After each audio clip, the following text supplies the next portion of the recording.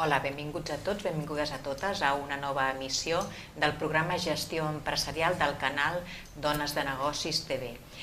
Com sabeu, aquest programa és en rigorós directe i podreu interaccionar amb els nostres convidats fent les vostres preguntes, que ja les podeu començar a fer des d'ara mateix mitjançant la icona que surt a sota de les vostres pantalles, que tot just quan vagin arribant les anirem contestant.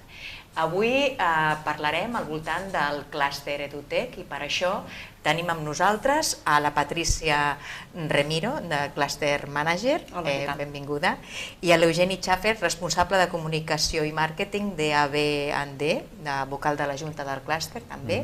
Benvingut, Eugeni. Mentre esperem que arribin les preguntes, per què no ens expliqueu, en primer lloc, què és un clúster i després què és el clúster EduTech? D'acord.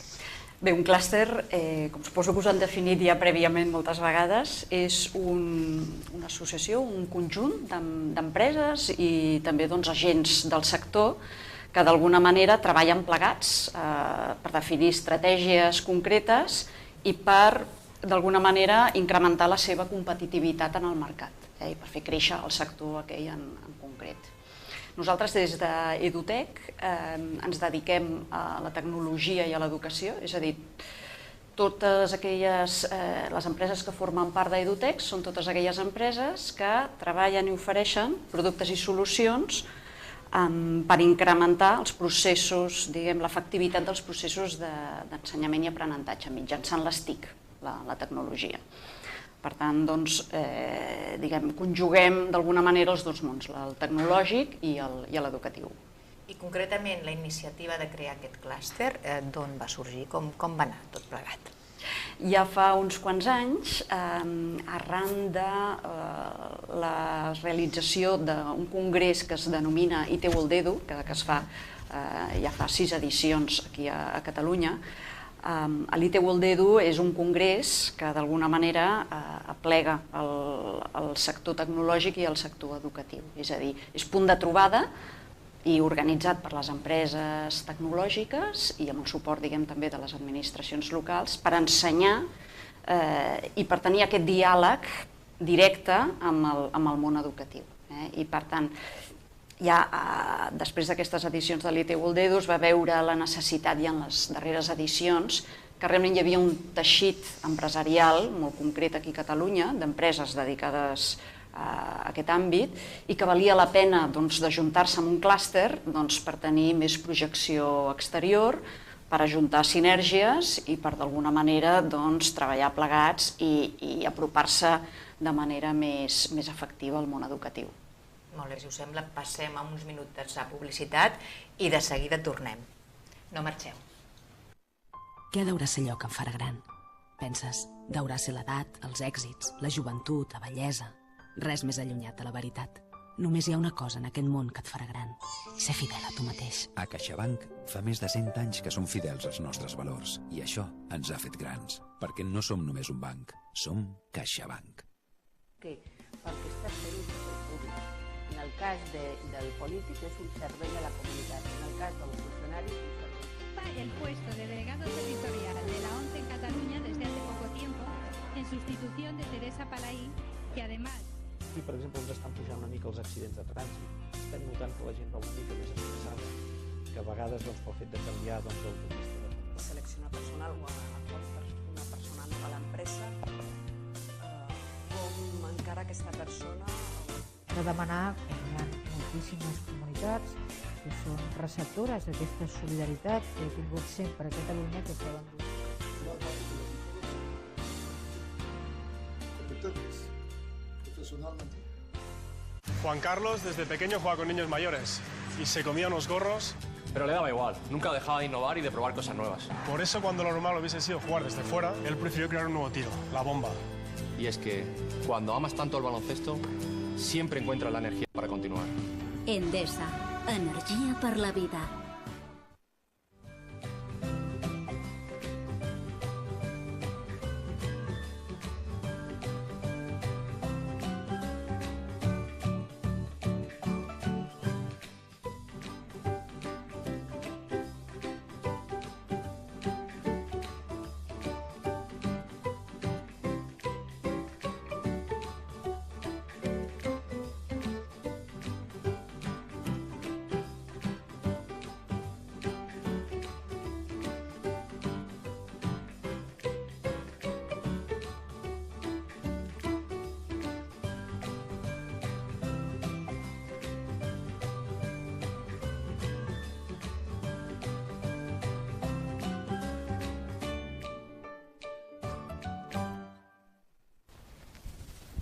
Bé, ja hem tornat, això passa molt ràpid. Continuem amb el clúster EduTech i ens acompanyen la Patricia Ramiro, que és clúster manager, i l'Eugeni Schaffer, que és el responsable de comunicació i màrqueting de ABD i vocal de la Junta també del clúster.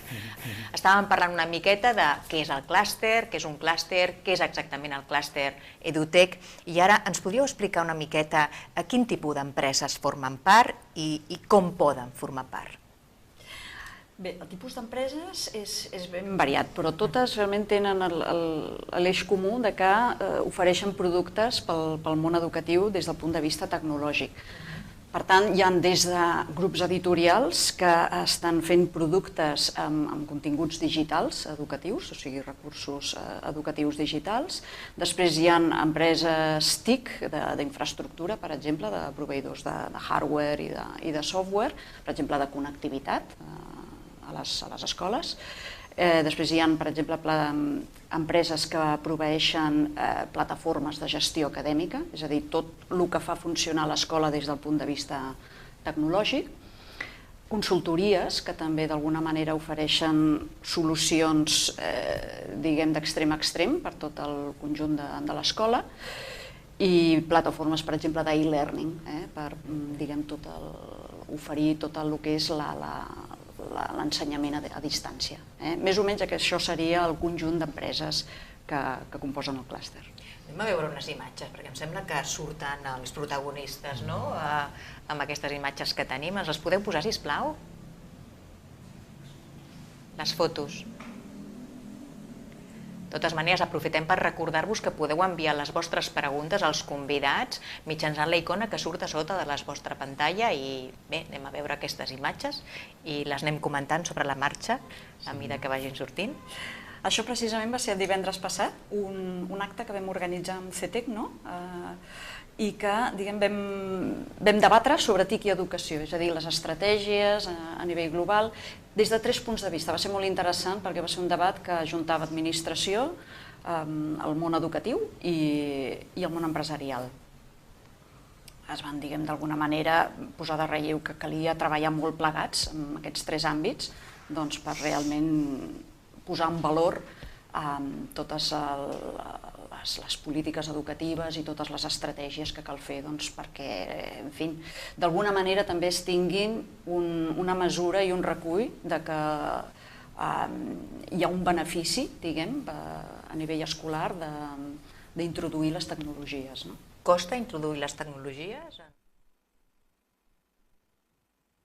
Sí, perquè primer de tot cal tenir la conscienciació de que a l'escola, la tecnologia serveix molt més que per tenir, gestionar les factures o gestionar d'una manera més eficient tots els processos. Són els membres del clúster? Sí, aquests van ser els 20 membres fundadors del clúster. Ara mateix són 27 empreses i per tant això va ser una foto que es va fer el dia que es va fer l'acte fundacional del clúster, amb les 20 empreses fundadores. Això va ser una reunió que vam fer el mes de juny amb tots els socis.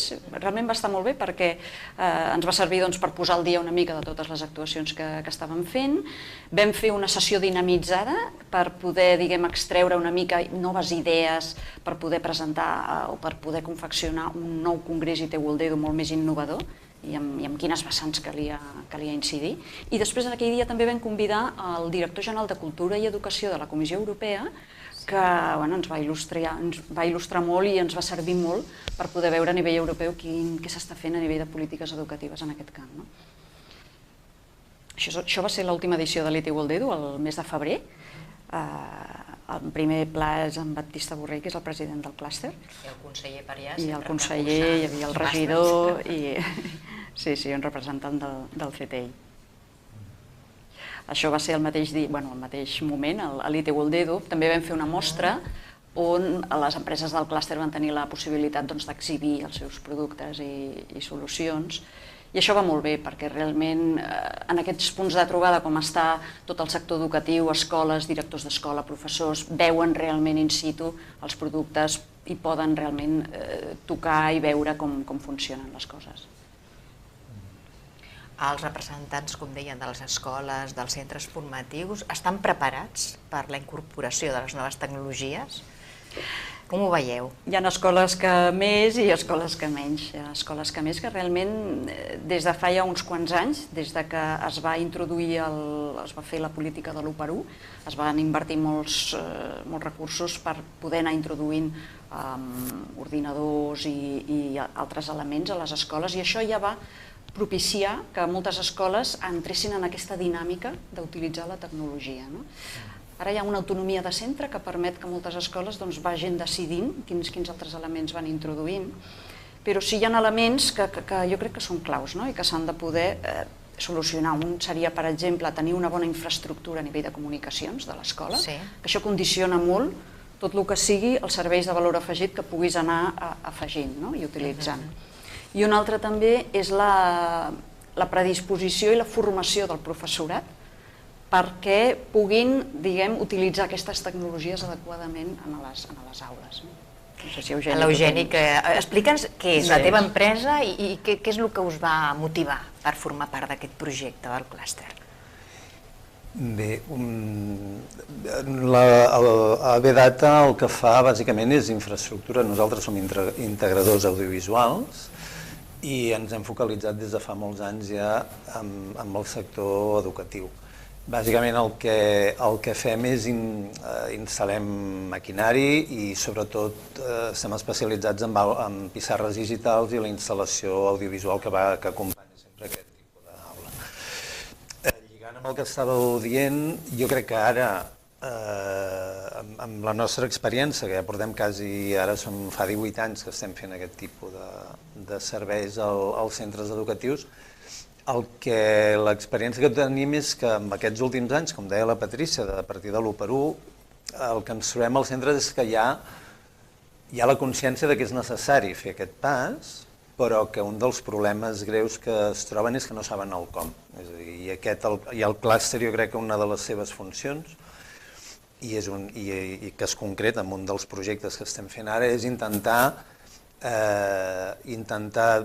elaborar una espècie de guia en el qual els centres educatius, a l'hora d'afrontar aquesta implementació, aquesta entrada de les noves tecnologies, que és un procés complex, que moltes vegades desborda tant la seva perspectiva com les seves capacitats. Doncs intentar oferir-los des del clúster una guia, que això és el que li diem el llibre blanc, que estem intentant fer un recull de realment tot allò que necessita un centre educatiu per implementar de manera exitosa les noves tecnologies dins del procés educatiu, que incorpora tot això que deia la Patrícia, infraestructures, connectivitat, formació, és a dir, que ha d'haver un equilibri entre tots aquests elements i que les empreses del clúster, totes les que siguin capaces de donar o que tinguin capacitat d'oferir aquest tipus de serveis tenen entrada dins el clúster, és el que estem intentant, que hi hagi un ventall ampli de tot, això, des de connectivitat, plataformes, infraestructura, com fem nosaltres, assessoria, qualitat. Hi ha tot un seguit de processos que estan molt integrats uns amb els altres i que moltes vegades els centres es veuen com desbordats. L'1 per 1 ha donat una empenta, però que moltes vegades ha sigut quasi com portar ordinadors i no saber què fer amb ells dins de les aules.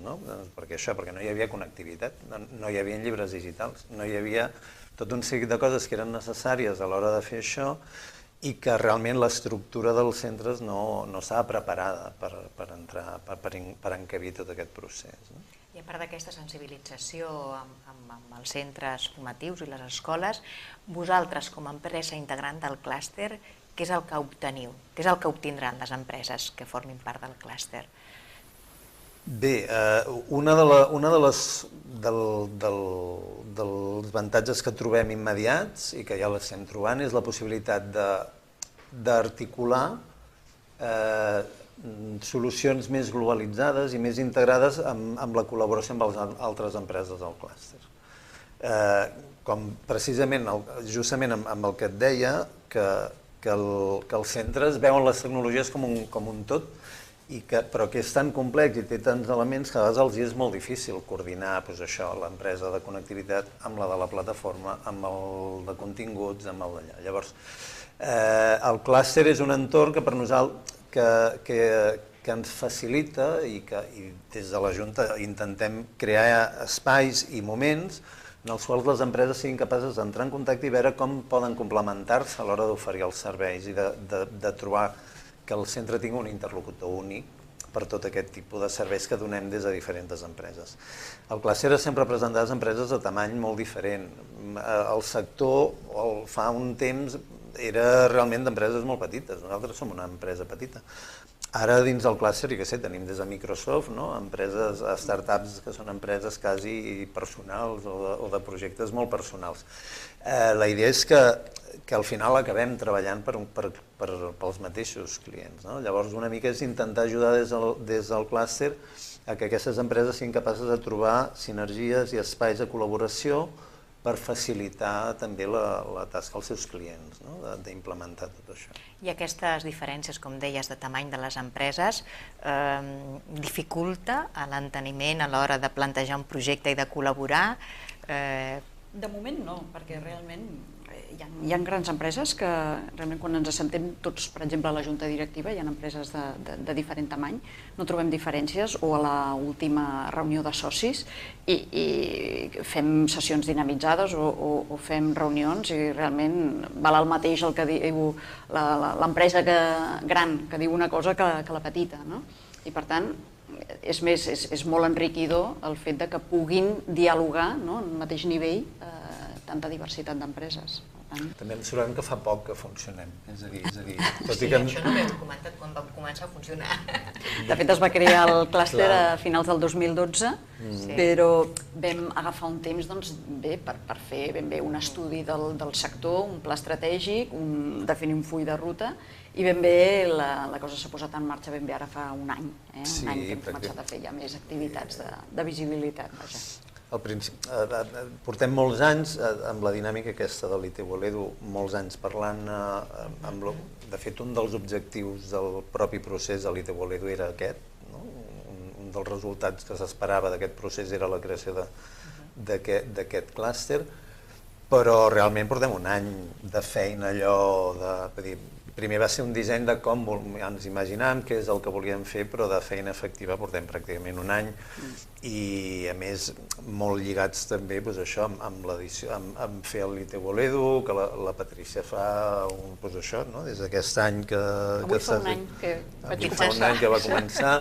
Clar, fins a aquell moment la dinàmica de les empreses era molt complicada. Des que està la Patrícia hem fet una empenta molt més gran perquè tenim algú que s'hi pot dedicar al 100% a posar en marxa coses. Llavors, un dels primers objectius ha sigut créixer, donar a conèixer el clúster a les empreses del sector, intentar fer una fotografia de com estem, d'intentar localitzar noves empreses que puguin participar, començar a elaborar, posar les bases d'aquest llibre blanc que et deia, que per nosaltres és una cosa molt, molt important, perquè realment és el que ens pot vincular molt bé amb la nostra demanda i crear un espai d'intercanvi entre oferta i demanda que ajudi a que les empreses s'adaptin i que als centres els sigui més fàcil accedir a tots els nostres les ofertes de servei i producte que tenim. Per tant, som joves, però jo crec que anem ben encaminats. Anem a posar un vídeo que teniu així d'explicació, de resum, i després continuem. Ens el podeu posar, sisplau?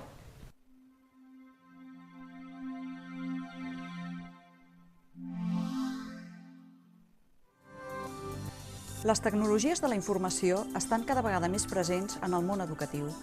És un mercat en creixement que està substituint a l'educació tradicional. Els seus avantatges en els processos d'ensenyament i aprenentatge són múltiples.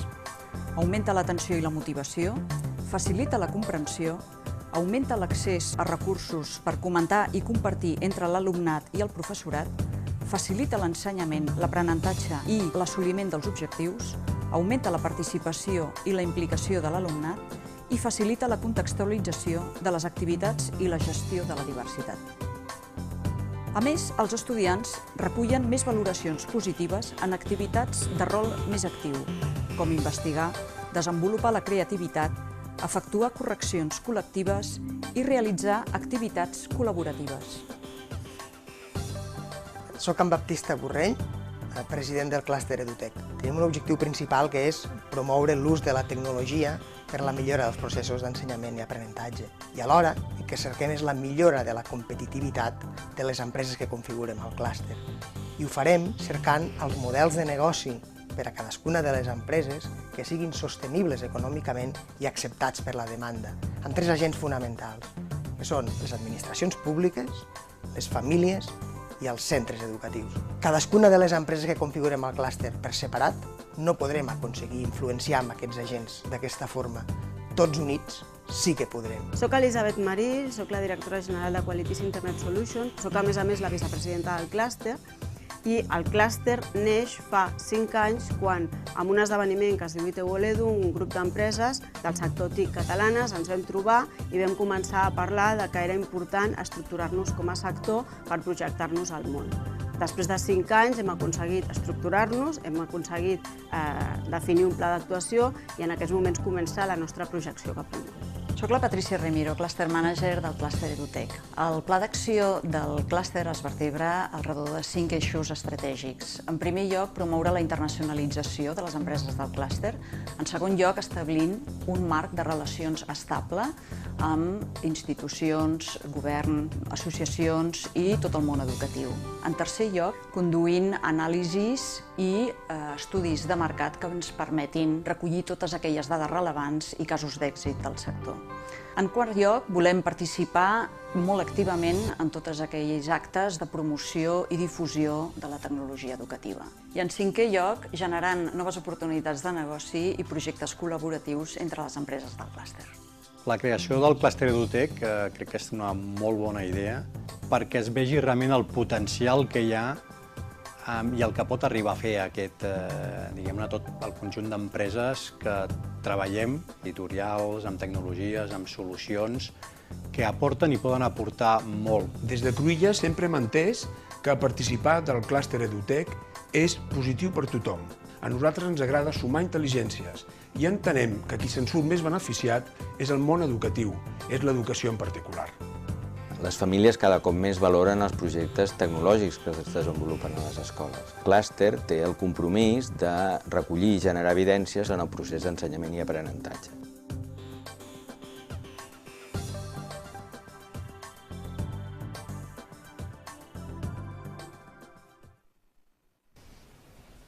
Un resum fantàstic del que sou i el que feu. Però per si hi ha alguna empresa que ara ens està veient, què ha de fer aquesta empresa per formar part del clúster?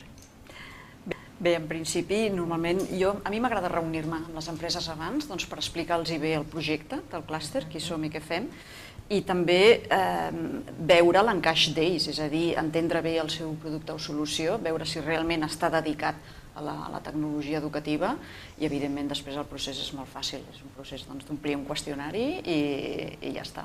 En principi, bé, la Junta sempre té alguna cosa a dir, però si són empreses dedicades a aquest sector, doncs benvinguts. Quin és l'estat actual del projecte del clúster? Quins projectes teniu sobre la taula? Què esteu fent? Doncs, com bé dèiem, tenim el projecte de l'ITU-OLEDU. Això és un projecte que fem cada any. I, evidentment, aquest any, aquest 2014, nosaltres vam participar com a promotors, però ben bé el repte serà l'any vinent, el 2015, perquè és l'any en què el clúster com a tal entoma tot el que és el lideratge, la conceptualització i l'organització d'aquest esdeveniment. Per tant, és un esdeveniment important que estem dedicant molts esforços i recursos. Però després, com bé ha dit l'Eugeni, tenim un projecte molt important, que és el model de centre TIC. El model de centre TIC volem confeccionar un llibre blanc, una guia, als centres educatius, que expliqui de manera molt fàcil i molt didàctica com implementar tot el mapa de sistemes d'informació a l'escola, tant els dedicats als processos d'ensenyament i aprenentatge com aquells que fan funcionar també tot el centre educatiu. I, per tant, com hi ha moltes preguntes i moltes qüestions en relació a què haig d'implementar, què m'haig de gastar, això serà interoperable amb aquesta altra cosa, doncs què millor que des del clúster, que tenim el coneixement i tenim la representativitat de tota la cadena de valor, poder oferir aquesta eina. Després també tenim un projecte de muntar un observatori TIC Educació, perquè jo crec que això també és necessari a nivell de poder anar mesurant i poder anar avaluant la introducció de les TIC a les escoles. És a dir, altres països europeus sabran molt bé mitjançant indicadors com estan, però aquí realment tenim la informació com molt dispersa i val la pena recollir tant des d'un punt de vista qualitatiu, quines són les millors pràctiques a escoles, les que estan funcionant i que val la pena també que altres escoles repliquin i que coneguin, i com des del punt de vista quantitatiu, és a dir, quants ordinadors estan ara mateix ja introduïts a les escoles, altres elements, altres dispositius mòbils, a nivell de pissarres electròniques, en fi, tota una sèrie de xifres que ens poden anar ajudant a nosaltres també per anar prenent aquelles estratègies més adequades. Després també volem engegar un estudi d'impacte econòmic d'aquest sector. És a dir, sempre el sector educatiu s'ha vist com un sector que sí s'han fet unes inversions fa uns anys, però que realment la projecció que estem tenint nosaltres i l'impacte a nivell global i a nivell d'altres països emergents és que s'estan invertint moltes quantitats de diners, sobretot, per exemple, en mercats com Latinoamèrica, i realment hi haurà unes inversions importants. Serà un sector que econòmicament creixerà en els propers anys i nosaltres volem volem estudiar ben bé a nivell econòmic què comportarà això. I per tant val la pena que dediquem recursos des del clúster. Altres projectes que estem engegant, evidentment, tot el que fa referència a jornades de promoció i difusió. És a dir, nosaltres, un dels propòsits també del clúster és fer molta pedagogia, promoció dels beneficis d'introduir la tecnologia a les escoles i, per tant, tota l'organització de jornades o participació en jornades de tercers on d'alguna manera necessitin experts o necessitin aquesta visió, doncs des del clúster nosaltres la proveïm. I també, per què no, anar explorant projectes col·laboratius amb altres sectors que puguin ser afins al sector educatiu.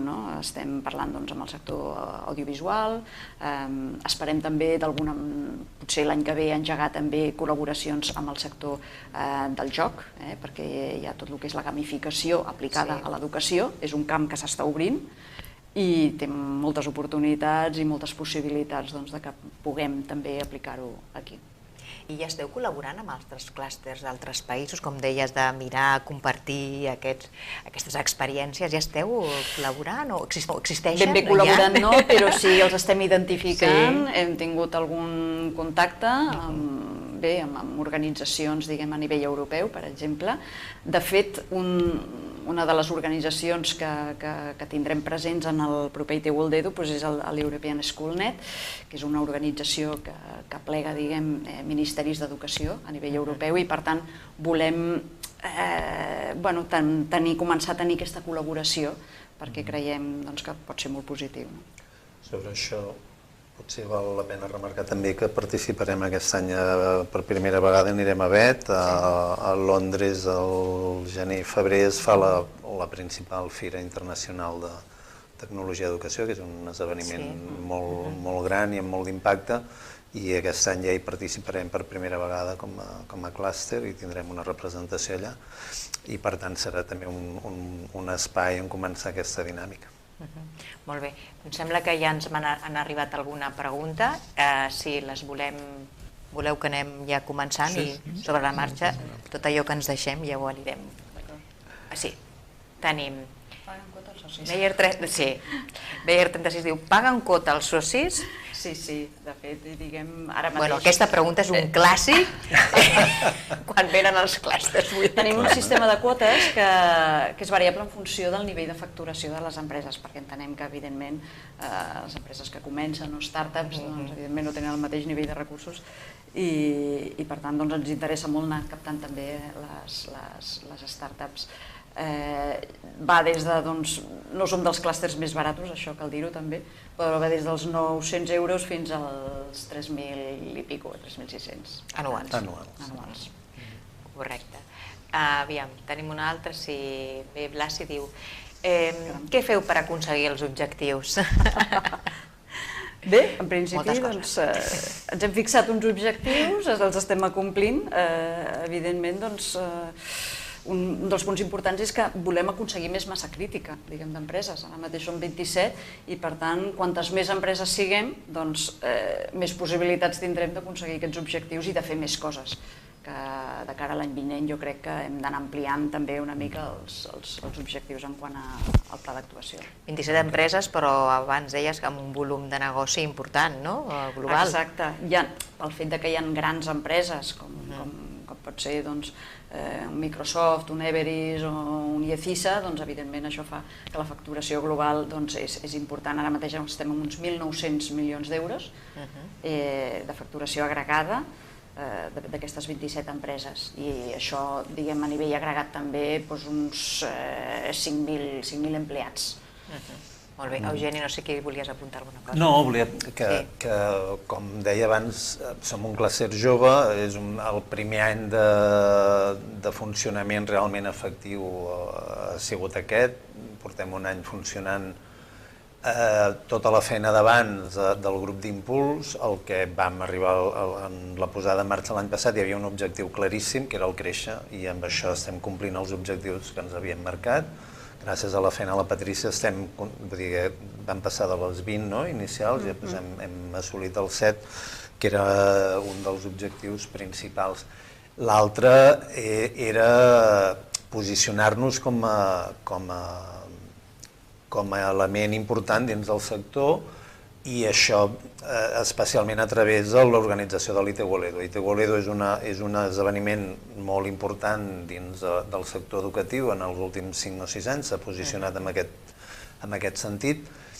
Va ser una iniciativa de Generalitat, Ajuntament de Barcelona, inicialment Cambra de Comerç, però després es va retirar, però que la idea era posar-lo en marxa i deixar-lo en mans de les empreses. Per tant, un dels objectius importantíssims d'aquest any és entomar l'organització de l'ITEU-OLEDO, que serà el primer que organitzarem nosaltres, però que compleix exactament amb un dels grans objectius del clúster, que és posicionar-se com a interlocutor vàlid dins del sector, entre l'oferta, la demanda i l'administració, que són els 3 elements bàsics i que han de poder caminar plegats perquè la introducció de les tecnologies a l'educació sigui un èxit. Molt bé. Aviam, no sé si tenim alguna més o... Si és forta entre els integrants. Anna F. diu, la competència és forta entre els integrants?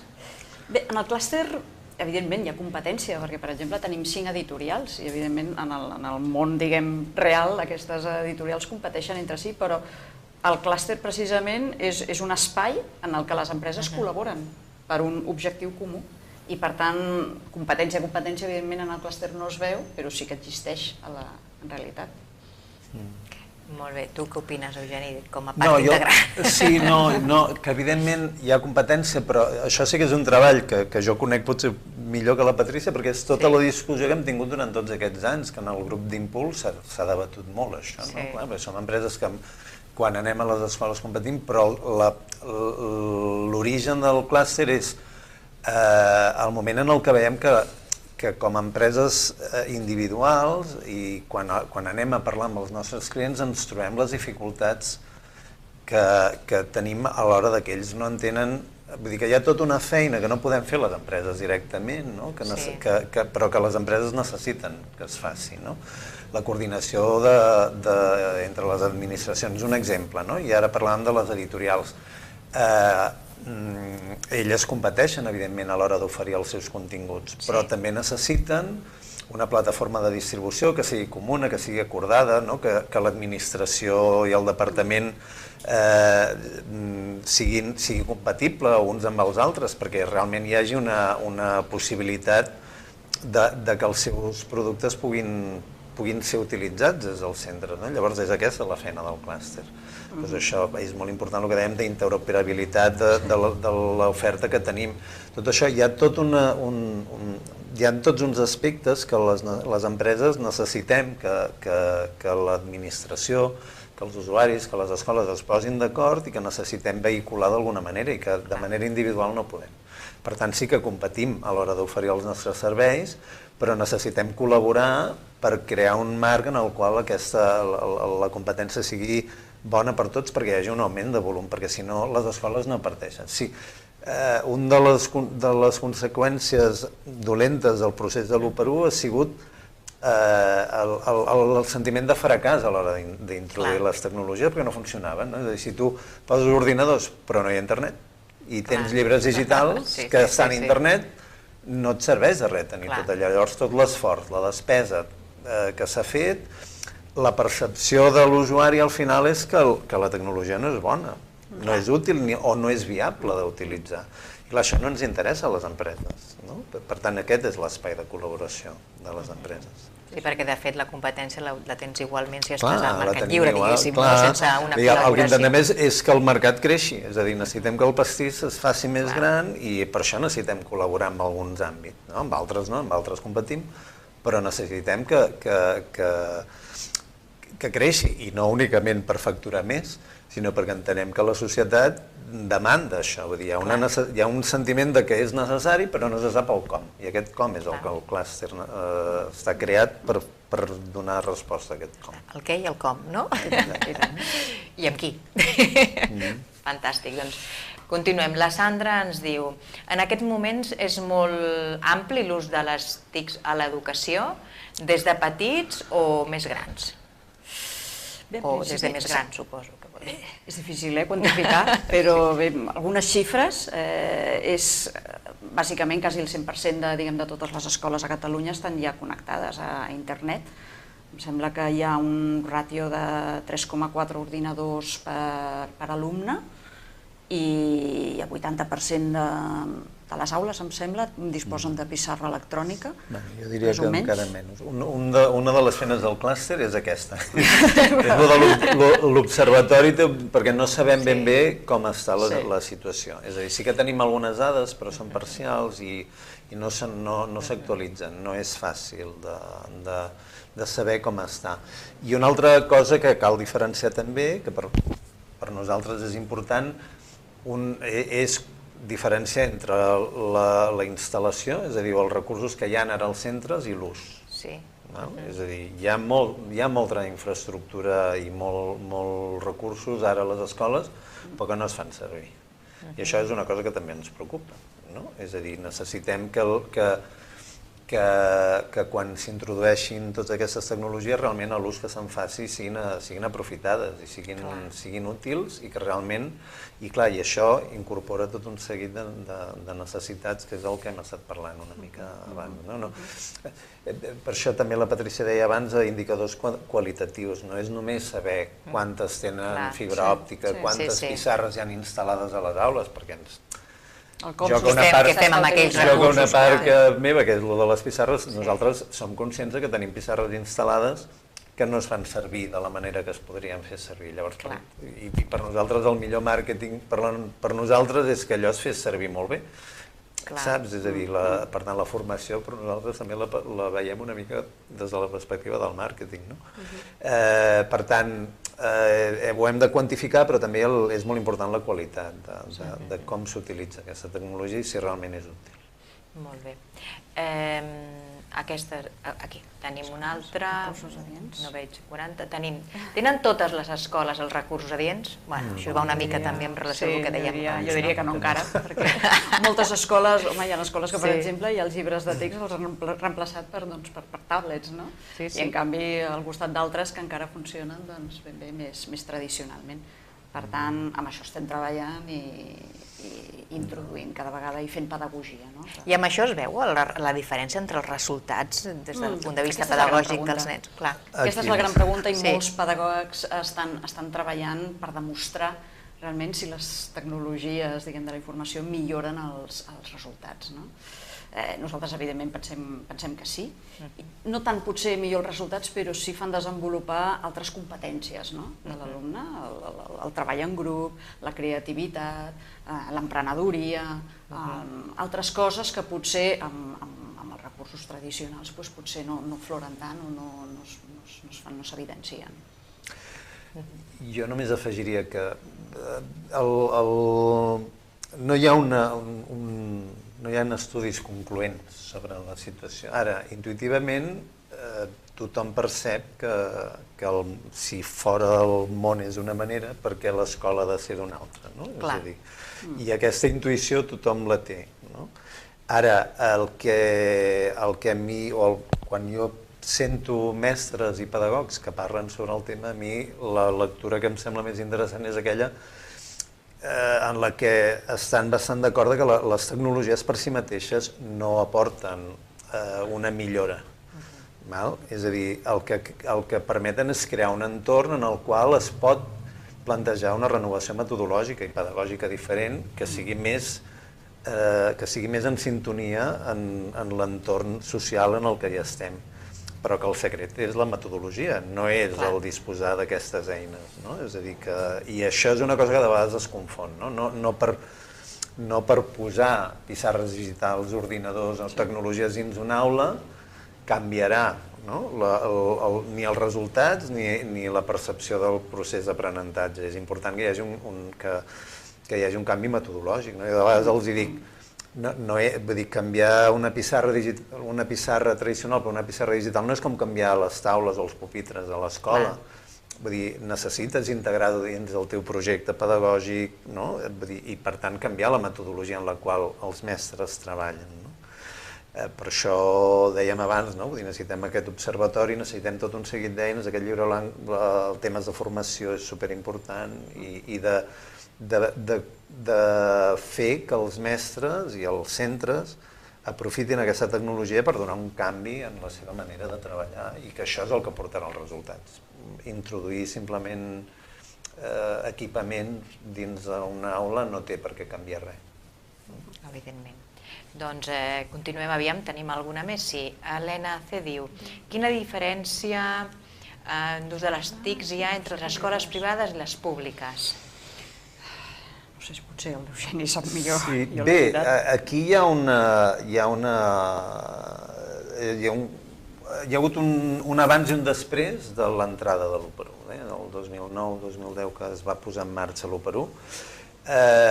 L'escola pública ha fet una empenta, amb aquest procés, ha fet una empenta molt grossa en equipar els centres i en un moment en el qual no hi havia una percepció de que...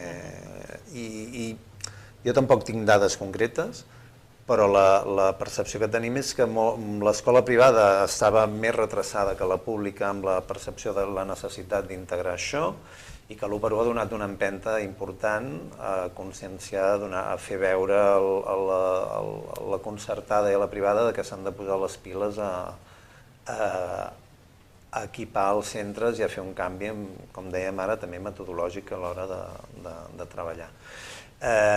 Amb la pública el que ha passat és que va començar amb molta força tot el procés de l'1+1, però que amb tot aquest procés en el que estem des de fa 2 o 3 anys hi ha hagut una aturada molt brusca i en canvi les altres escoles continuen, la privada i la concertada crec que continua a un ritme més lent però que continua amb el projecte d'implementar tot això.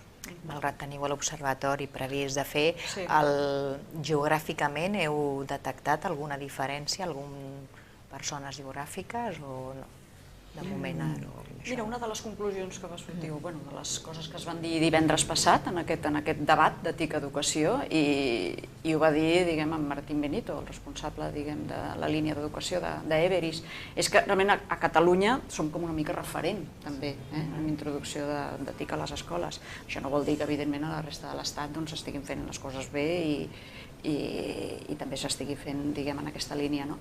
Però sí que jo crec que a Catalunya, suposo també pel projecte aquest, ha fet que les coses s'iniciessin abans i evidentment hi ha hagut escoles que han continuat. I no només això, sinó que realment de vegades no tenim aquesta percepció, però la introducció de TICs a les escoles a Espanya està bastant per davant, tant Catalunya com Espanya estan per davant de molts altres països europeus que no han sentit aquesta necessitat o aquesta pressió que des d'aquí, des de l'1+1 es va posar en marxa. Vull dir, Hi ha molts països en aquest sentit, a nivell d'equipament, estan per darrere. Altres estan per davant, vull dir que països com països nòrdics o Anglaterra, per exemple, aquest procés el van començar abans a nivell d'equipament. Vull dir que si mires les estadístiques, allò de pissarres digitals i ordinadors per aula i així, dades molt quantitatives, no estem bastant endavant, diguem, respecte a altres països de la Unió Europea. Ara estem ja dins l'últim punt final del programa. No sé si voleu afegir alguna cosa. Ens hem deixat algun tema, voleu comentar abans de preguntar si tenim... Bueno, tenim una altra pregunta que la podem encetar si voleu, però... O entrem en la pregunta. Emma Salvat diu: les famílies haurien de potenciar l'ús de les noves tecnologies a casa? Amb això ja dic que és l'última pregunta que entra, perquè després ja tancarem el programa. Què penseu? Jo crec que sí, que és bo. Diguem que a casa els nens vegin que les tecnologies s'utilitzen, igual que a les escoles. El que passa que normalment és al revés. Normalment a casa s'utilitzen més tecnologies que a les escoles. I evidentment aquesta diferència fa que a vegades... El nen jo crec que, si a l'escola també troba aquestes tecnologies, primer ja sap com funcionen, i per tant pot desenvolupar molt l'aspecte creatiu, i per tant el procés d'ensenyament es facilita. O sigui que des del punt de vista domèstic sí que estem ja... Jo és que crec, jo és el que deia la Patrícia, jo crec que l'ús de les tecnologies està molt més implantat a les llars que a les escoles. És a dir, normalment tothom ja fa molt de temps que utilitza mòbils, que utilitza tablets, que utilitza ordinadors, consoles. L'accés a internet ha estat abans a les llars que als centres. Jo faria una reflexió sobre això, i és que el que hauríem de fer, com ja ho tenim, el que hauríem de fer a casa és millorar l'ús d'aquestes tecnologies i compartir-ho més amb els nens. Perquè moltes vegades l'ús de les tecnologies a casa acaba sent que el nen està jugant a la consola o a internet, i en canvi tu no saps ben bé el que fa, o perquè tenim també gent de la nostra generació que ve d'un món que no era així, que ha canviat molt tot això, de quan nosaltres érem nens, o fins i tot els professors, que els hi fa molt respecte a l'entrar. Jo crec que el que hem de fer és hem de ser capaços d'entrar, d'utilitzar-les, d'aprendre i compartir això amb els fills, perquè això ens normalitzarà l'ús i jo crec que millorarà l'ús, perquè ells utilitzar ja l'usen.